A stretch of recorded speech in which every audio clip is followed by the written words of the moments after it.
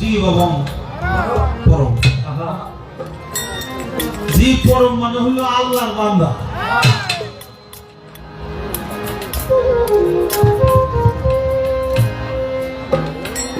পাল্লা দিছেন আল্লাহর বান্দা, আমি দেখি পাল্লা হইলো আমুল আর আমুল।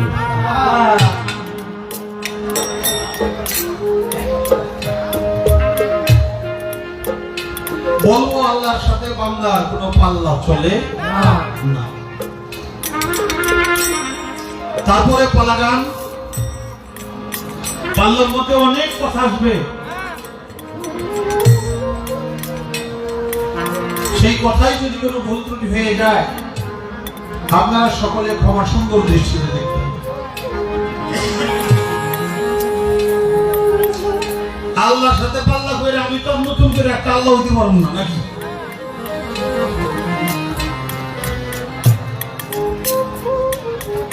ধনীর সাথে ধনীর পাল্লা হয়,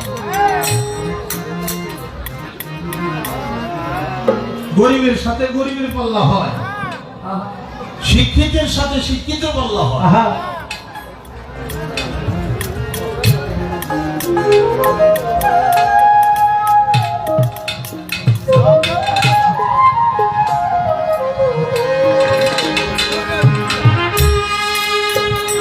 ব্যবসায়ীর সাথে ব্যবসায়ী পাল্লা হয়,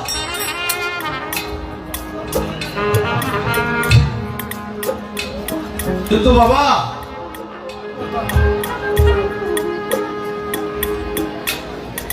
আল্লাহর সাথে আর একটা আল্লাহ হলে পাল্লা হলো।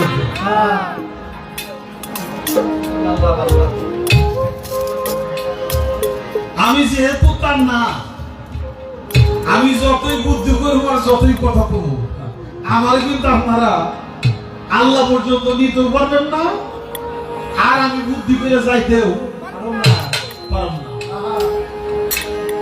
আল্লাহর সমকক্ষ হইলে না আল্লাহর সাথে পাল্লা চলবে। তারপরে পাল্লাটা যেহেতু জীবার পরম, সেই ক্ষেত্রে আমার পরম বন্ধুর কাছেই তো আমার যত দুঃখ বেদনা আরাধনা আমার জানার বাসনা এটা তার কাছেই তো জানবো না। পাল্লায় তো আমরা কোনোদিন পাই না।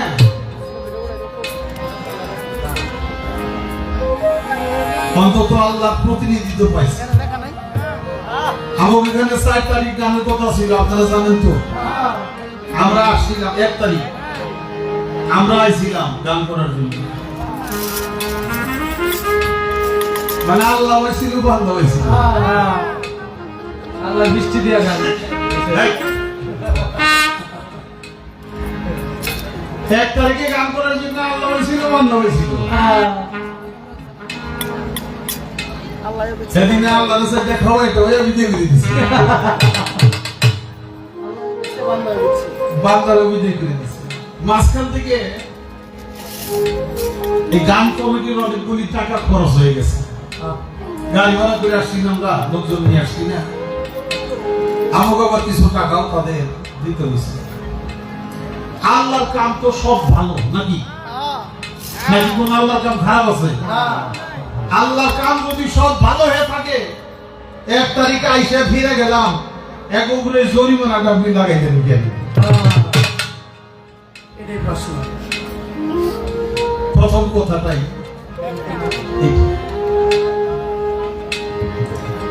যদি 1 তারিখে গানটা হয়ে যেত, তালিকার এক জরিমানা লাগতো না।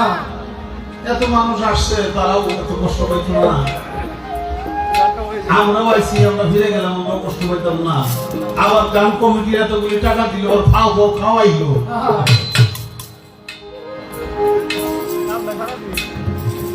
এই কামটা আপনি কি করলেন, কেন করলেন, এর মধ্যে ভালো কি বন্ধু?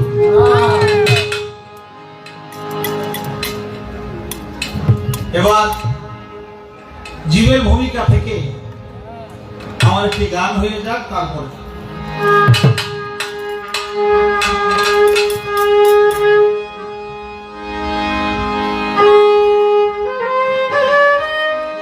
আহাত গোপাল কিসের কারণ,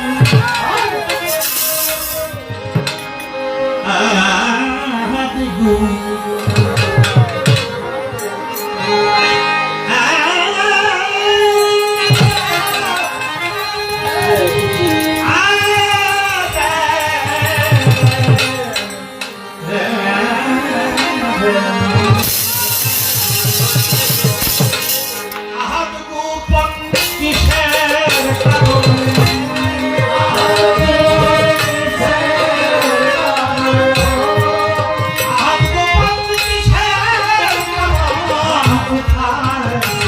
ধন লুকাইলে অখণ্ড দল আকাশ পছিলে কেন ব্যক্ত হবে অখণ্ড দল আকাশ পছিলে কেন ব্যক্ত হবে অখণ্ড দল আকাশ।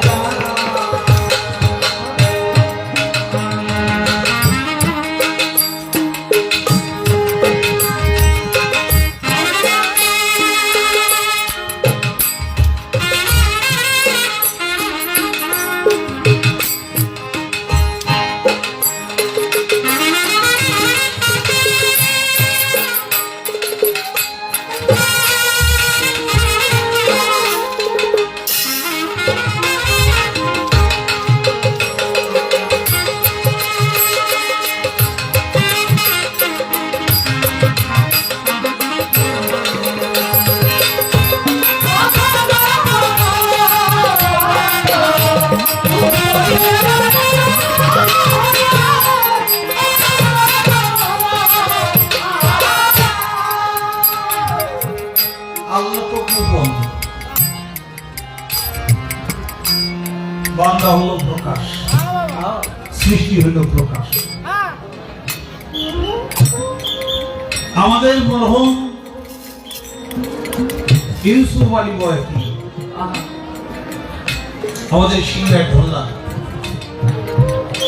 তার লেখা এই গানটি আহাত গোপন কিসের কারণ, কোথায় সে ধন লুকাইলে অখণ্ড মণ্ডল আকার গুপ্ত ছিলে তবে কেন ব্যক্ত হবে। আলিফে এক মুক্তা ছিল সেই মুক্তা কেন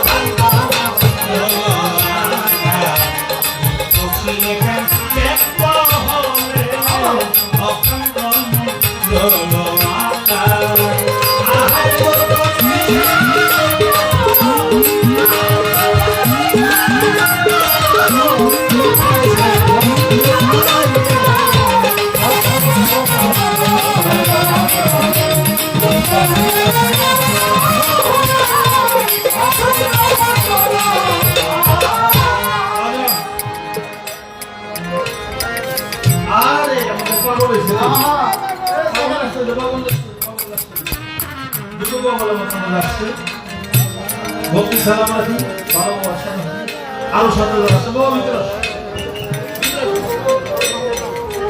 বাজার একটা কথা মনে হইল রীতা দেওয়ানকে দেখে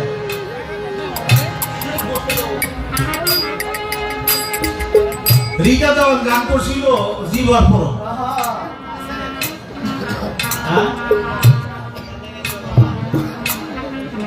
জীবের ভূমিকা থেকে রীতা দেওয়ান যে কথাগুলো বলছিল শাহ আলম সরকার ছিল পরমের ভূমিকায়, তাতে রীতা দেওয়ানের নামে বলিয়াজারি হয়েছিল, কেস করছিল, আপনারা জানেন তো। কম করে মাত্র 8টা মামলা বসছিল।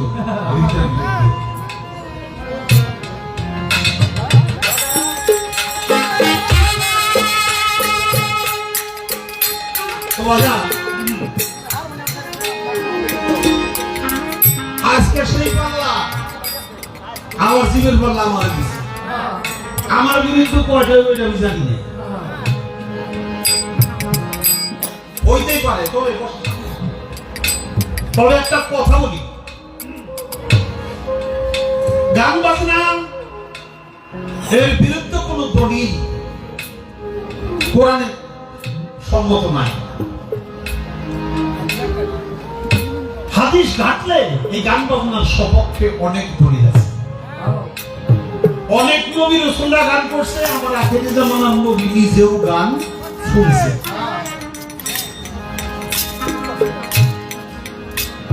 আল্লাহর ওলি আল্লাহ তো শুনে নিজেরাও গান। এই গান বাজনা মধ্যে কিছু তাত্ত্বিক বিষয়, কিছু নিগুড় বিষয়,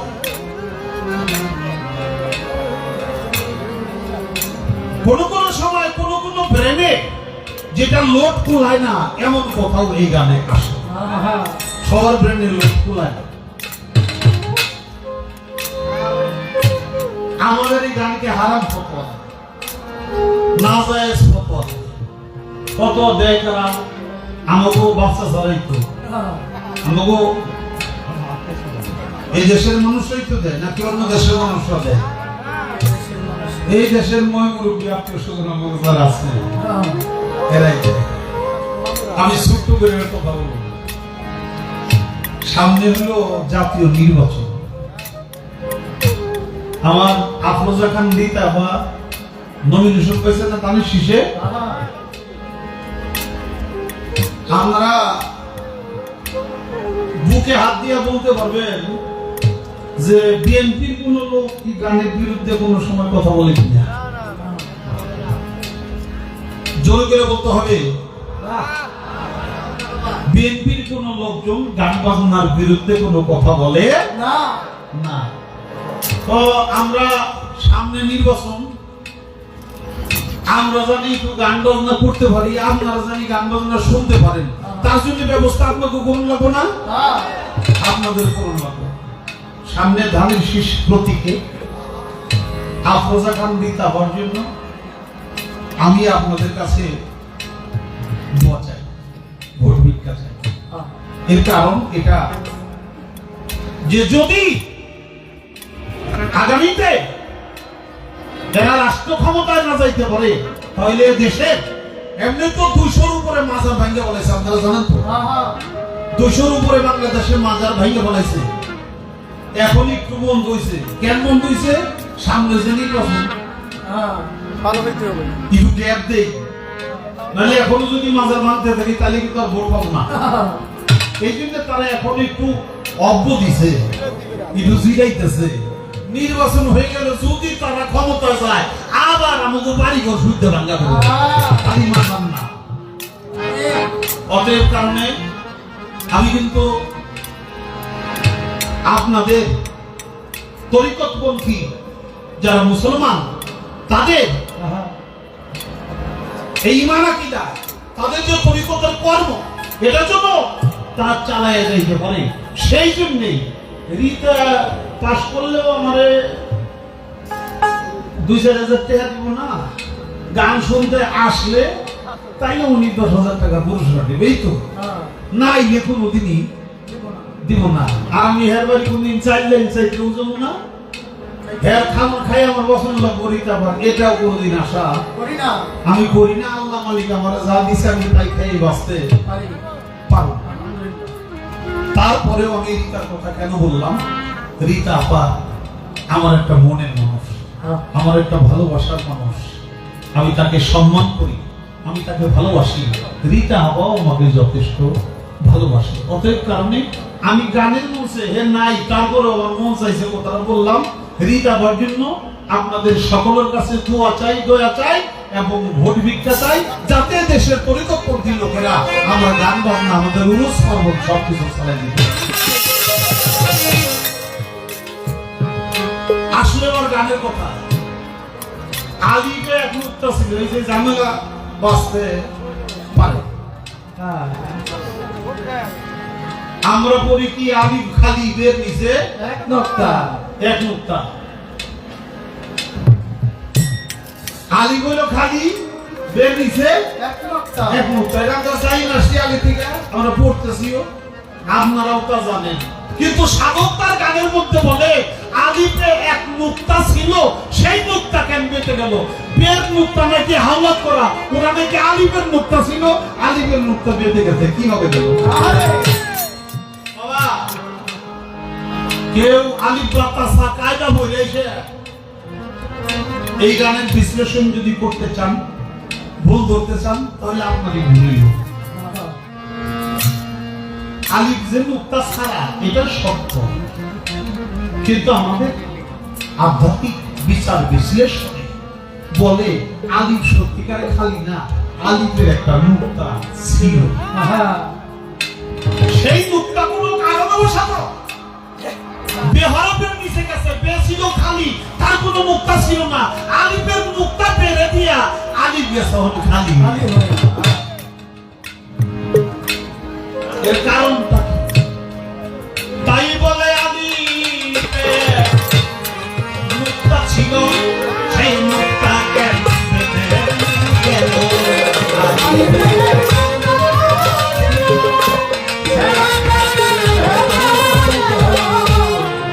আলিফে এক নুক্তা ছিল, বলো সেই নুক্তা কেন বেঁচে গেল? এখন কেমন খালি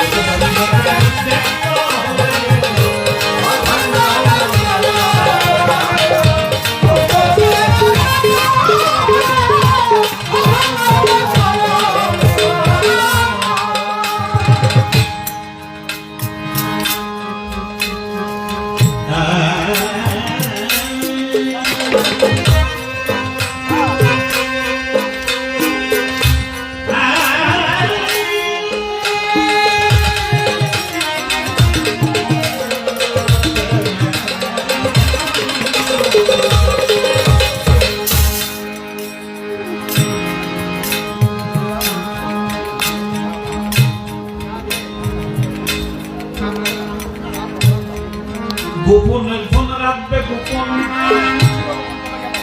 মাওলা তবে কেন করলে গোপন?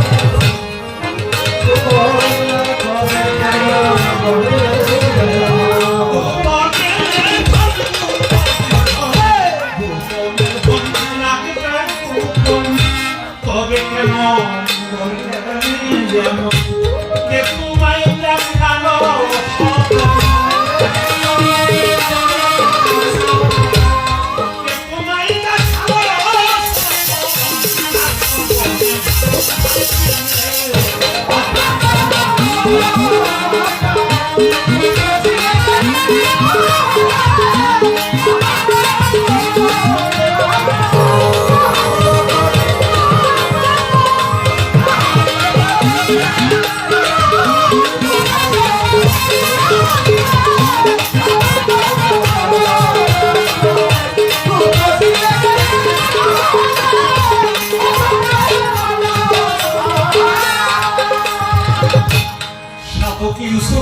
বুঝিলাম আমি আমার দামে তুমি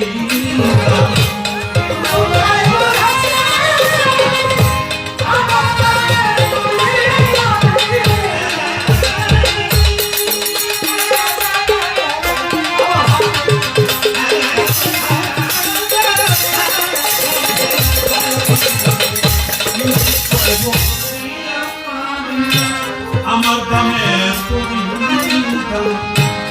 তবে কেন জগতের সামনে তবে কেন জগৎ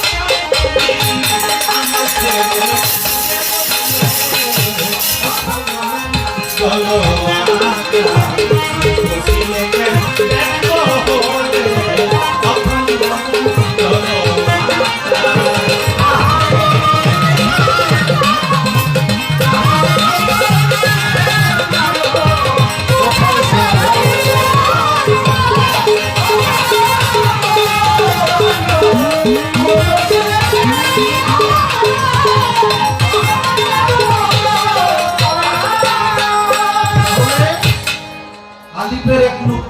সেই নোকটা কেন বেঁচে গেল?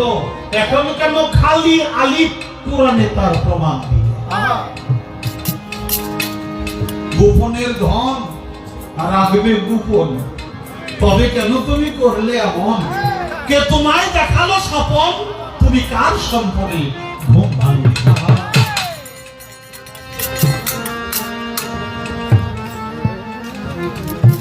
ইউসুফ কয় বুঝলাম আমি,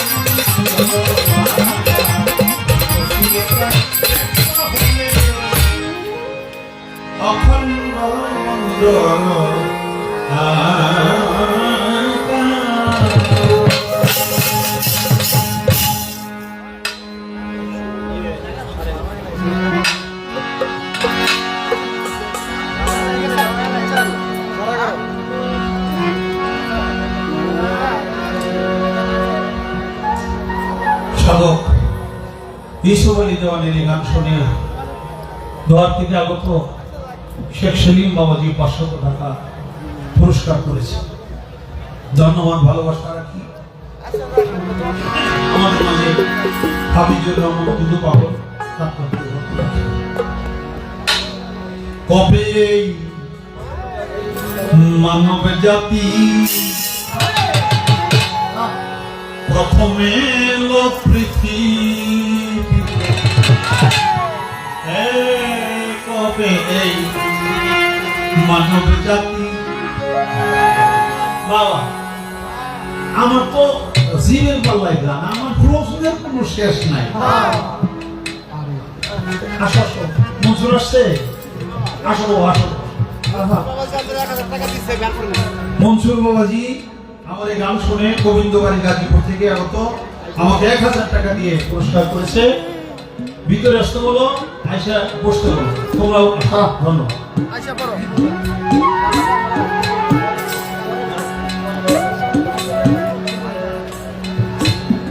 আমার জানা ফুলাবান আছে না বাবা? আছে। আমরাই তো একটা কথা বলি, ফুলাবান এই যে মেলা এসেন না, এই ফুলাবানের চাওয়ার কোনো শেষ নাই। বাবা আসবো মেলায়, মায়া আসবো মেলায়, ফুলায় কয় আব্বু আমিও তেমন না। বাবা মেলার মধ্যে কত মানুষজন আসে, তুই হারাই যেতে বলিস বাবা তুই আসিস না, তুই তোর বোনের কাছে না আব্বু আমি মাটির মধ্যে করে দিয়ে বসেন করো কি গোলাপান লইয়াই আসন লাগে হাত ধরে কোলে করে নিয়ে আসতেছে, হাত ধরে মেলার মধ্যে এত মানুষ, এর মধ্যে তো কত রকমের মেলা পার বলে কত জিনিস টিনিস আসে। তখন দেখে মাটির গুঁড়া আছে না, মাটির গুঁড়াতে আপু তুমি গুলা কিনে দেও, আমি গুলা কিনে দেব। বাপ না করে আর মানুষের সাথে আর তো পারতেছি না গুলা কিনে পরে কিনে না বলে গুলা কিনে কি করবো? গুলা করে মন রক্ষা করার জন্য ঘোড়া একটা কিনে দিছে, মাটির গুঁড়া। সে দেহে মাটির আবার খুঁড়া আছে না, খুঁটি, এই খুঁটি আমার খুঁটি কিনে দাও, খুঁটি কিনে দাও। পরে খুঁটিটা তুই করবি কি? তোর তো গোড়াকে দিলাম, তোলা পাতি চালাবো খুঁটি দিয়ে, দিছে খুঁটি কিনে। এখানে কইতে আপু আমার এই গোলা তাহলে খুঁটির ভিতরে বললে দেবো,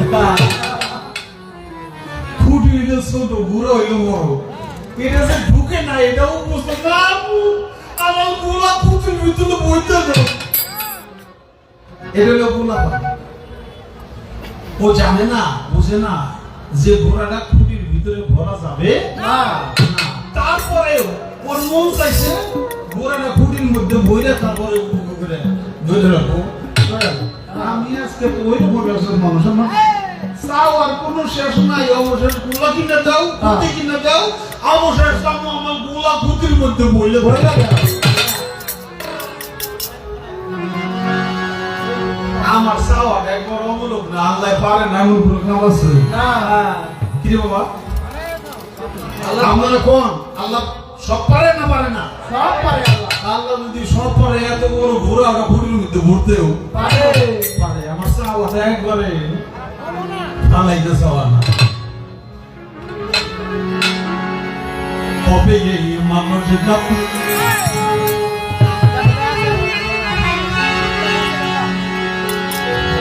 প্রথম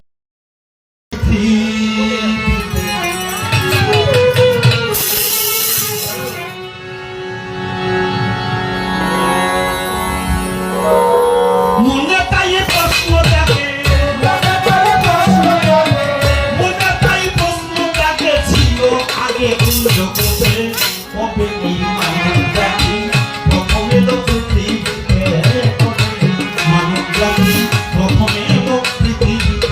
মনে তাই প্রশ্ন জাগে, মনে তাই প্রশ্ন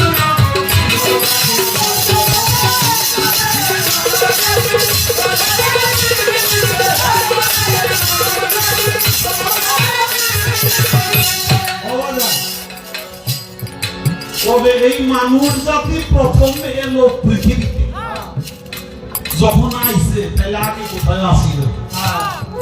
তাই মনে তাই প্রশ্ন জাগে ছিল আগে কোন জগতে। পৃথিবীতে যাইলো কবে আইলো? আইলো যখন তাহলে আগে কোথাও ছিল, সেই জায়গায় কোনটা? কবে যে হেসেছিল,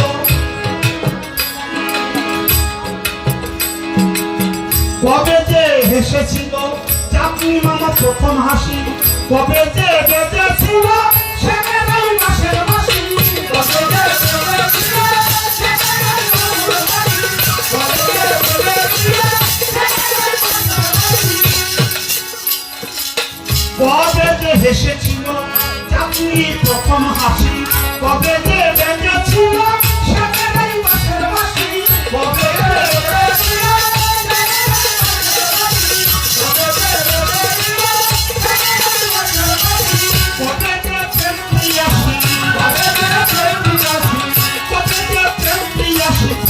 মিলন বধুর সাথে।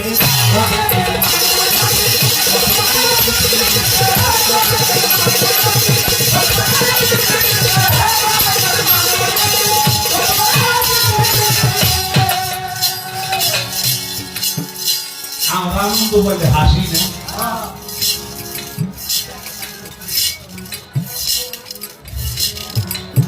মানুষ হাসে, আরো কিছু হাসে কিন্তু আমরা দেখি না। হাসিটা হলো অন্তরের একটা প্রফুল্লতার প্রকাশ। আমরা কথা বলতেছি, এই কথাটা ভাষাটা আবিষ্কার হয়েছে, তারপরে আমরা কথা বলতেছি।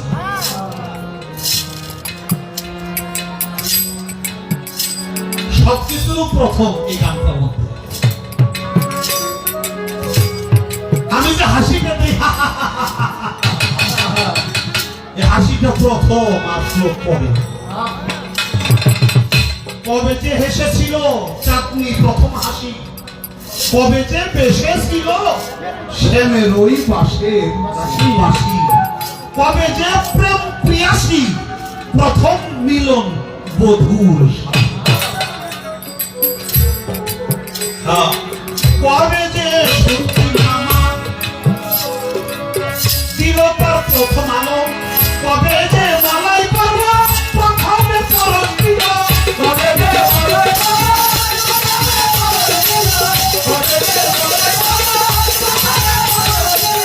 কবে যে সূর্য মামা দিল তার প্রথম আলো, কবে যে মালাই পর্ব প্রথমে পরশ দিল, কবে যে বর্ষায় এলো, কবে যে বর্ষায় এলো, কবে যে বর্ষায় এলো মেঘের ওই রাজ্য হতে।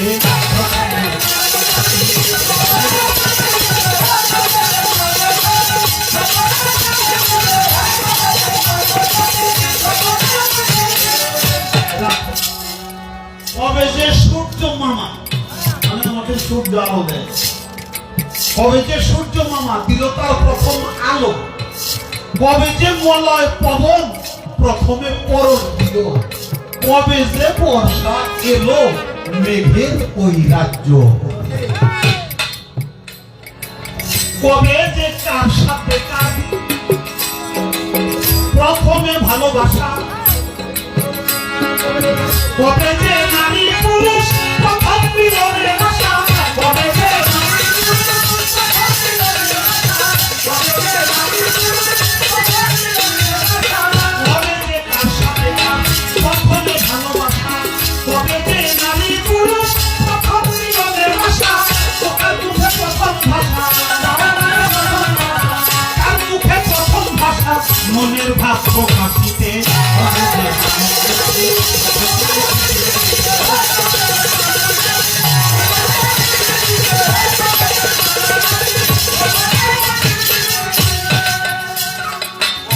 কার সাথে কার প্রথমে ভালোবাসা, কবে যে নারী পুরুষ প্রথম মিলনের আশা, কার মুখে প্রথম ভাষা এই মনের ভাব প্রকাশ,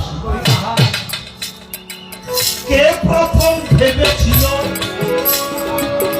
উড়িব আকাশ জানে, কে প্রথম ছোট্ট করি ভাসাইল সাগর পানে, কে প্রথম ছোট্ট করি ভাসাইল সাগর পানে, কে প্রথম ভেবেছিল উড়িব আকাশ জানে, কে প্রথম ছোট্ট করি ভাসাইল সাগর পানে, কে প্রথম গভীর প্রাণে, কে প্রথম গভীর প্রাণে ছিল ওই সম্পর্কতে,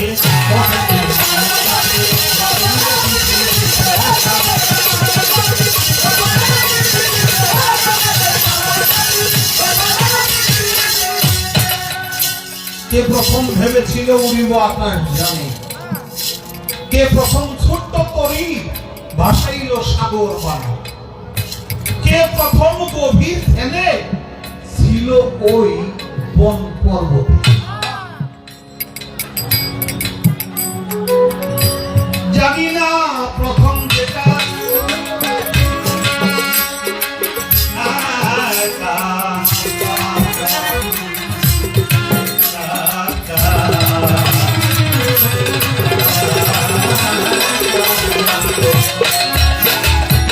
জানি না প্রথম হইল মৃত্যুর মরণ, জানি না প্রথম করেছিল হরিশরণ, জানি না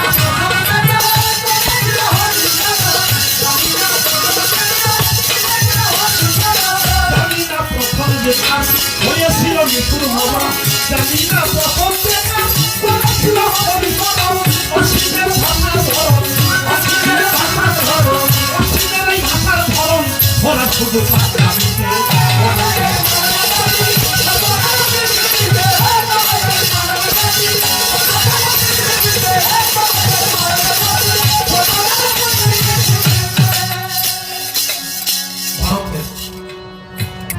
অসীম সত্তা কবি, কবিয়াল, অনেক ভালো কবি, অনেক নাম করা। ভারতের পার্লামেন্টে সে একজন এমপি ক্যান্ডিডেটও ছিল। এমপি হয়েছিল? আলহামদুলিল্লাহ। আচ্ছা আচ্ছা, এটা আমার জানা ছিল না। এখনো সে রানিং এমপি।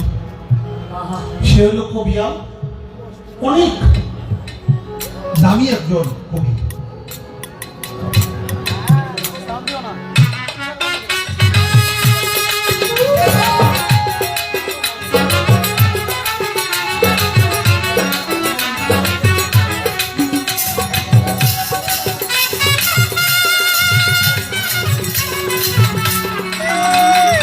আমাদের অমর সরকার, আমার বাবাও অনেক ভালোবাসত, তিনি একজন কবিয়াল।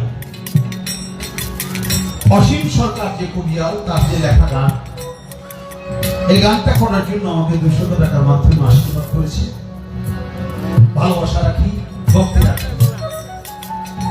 জানি না প্রথম যে কার হইল নিঠুর মরণ, জানি না প্রথম যে কে করেছিল হরি শরণ। অসীমের এই ভাষার ধরন ভরা শুধু পাগলাম।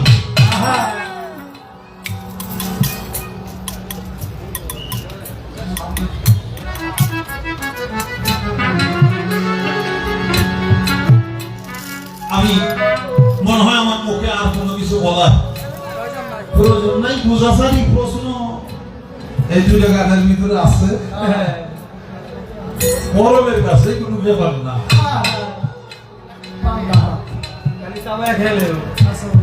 আমি মহারাজ কেন না, ও আরে মহারাজ হলো আমি সিরাতে না গাইতে এই জন্য মহারাজ। আমার বাজান আব্দুল রশিদ সরকার 2007-এ মিরপুর গেছে। আমার সাথে তোমার সফরে জমল, আলহামদুলিল্লাহ সফরে যাবো আপনার সাথে। আমার ভাগ্য ভালো, আমি যাবো। তোমাদের কোথায় যাবো তাকে জানতে পারি, কোথায় নিয়ে যাবে। আমি জেনে যাই হেনে যাই না, বাবা আপনি জেনে যাবেন ওই যাবো, কিন্তু এই জায়গাটা কোথায় এটা তো জানি না। কয়জনের সাথে জন্মের জানি না, কয়জন মক্কা মদিনা রসুলের রওজা জিয়ারতে যাব। আমি ভক্তি দিয়ে সাথে সাথে পাই হয়ে গেছি। জানি তো কোনদিন আশাই করি না এত দূর যাবো, নবীর রওজা জিয়ারতে যাব। আমার বাজান সেখানে নিয়ে যায়, যে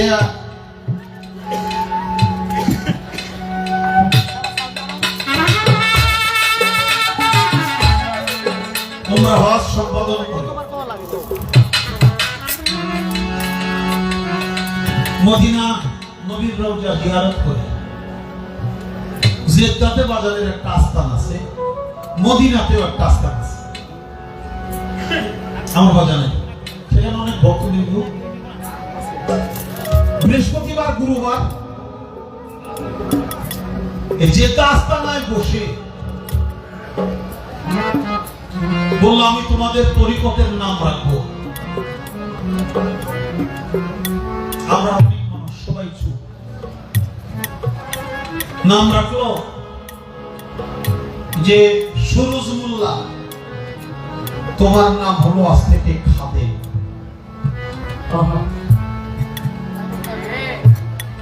সুরজ মোল্লা খাদেম দুনিয়া থেকে চলে গেছে আমার সুরজ ভাই। আরেকজন ফরিদ ব্যাপারী বীর মুক্তিযোদ্ধা, সেও দুনিয়া থেকে চলে গেছে। ফরিদ ব্যাপারীকে বলবো আজকে থেকে তুমি ফরিদ মাস্তান। সবাই বললো আমি যে যে নাম বলি সেই নামেই তোমরা ডাকবা, ফরিদ মাস্তান। তারপরে জিন্নত সাধু, তার সাধু বলে ডাক, সে এখন আছে। ফরিদ মাস্তানও এ দেশ ছেড়ে চলে গেছে পরকালে।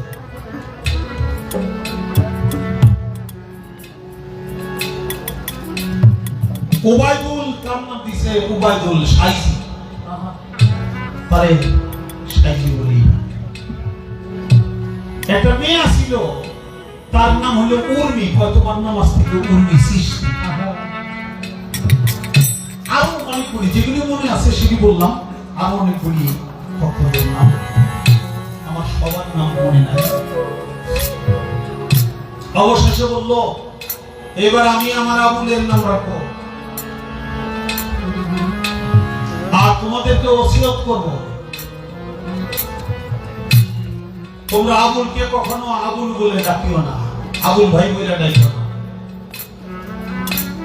ওর নাম দিলাম আজ থেকে মহারাজ, তোমরা ওকে সবাই মহারাজ ভাই বলে ডাকো। আর একটা ওসিয়ত হলো আবুলকে কখনো সালাম দিও না,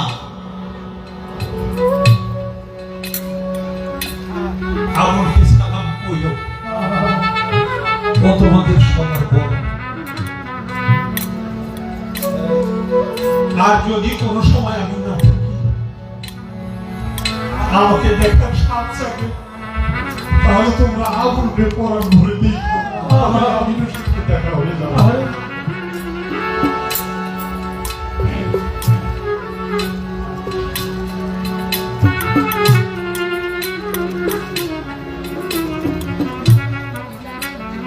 আমার বাদাম সেখান থেকে বলতো, 1 মাস 5 দিন ছিলাম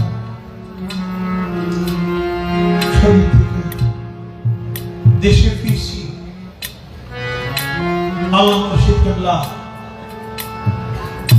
গাছুল আজম বরিয়া বলি টেলিফোন করছে, আবুল তুমি কেমন আছো? বাজান আপনার দয়া। যার সময় বলে গেছি আমি তোমাকে খেলাফত দিতে চাই। এটা আমার রশিদ বাবার সব কিছু, আসলে আমার কিছুই না। রশিদ বাবার সেখান থেকে ঘুরে নিয়ে আসলো, আমার মুর্শিদ কেবলাও খাজা বাবার দরবার জিয়ারত করে আনিছে, সাথে করে নিয়ে গেছে। আমার মুর্শিদ কেবলা নিজে আমার উস্তাদ নিয়ে গেল, নবীজির রওজা জিয়ারত করিল, তারপরে মহারাজ নাম দিল। দেশে ফেরার পরে আমার মুর্শিদ কেবলা আমাকে খেলাফত। ইতিহাস এটুকু আমি জানি না মহারাজ কেন বলছে। আমার বাজানো বলে কত ভালোবাসতে বুঝতে পারবে, শুধু ভালোবাসাই তারই নামটা দেওয়া, কিন্তু আসলে এই নামের ভার আমি বহন করতে পারি না। সে নামের পরেই আমার শরীর থেকে পোশাক খুলে গেল, হাত থেকে আংটি খুলে গেল, গলা থেকে চেন খুলে গেল, হাত থেকে ঘড়ি খুলে গেল, আর কিছুই রইল না। নাম দিছে মহারাজ।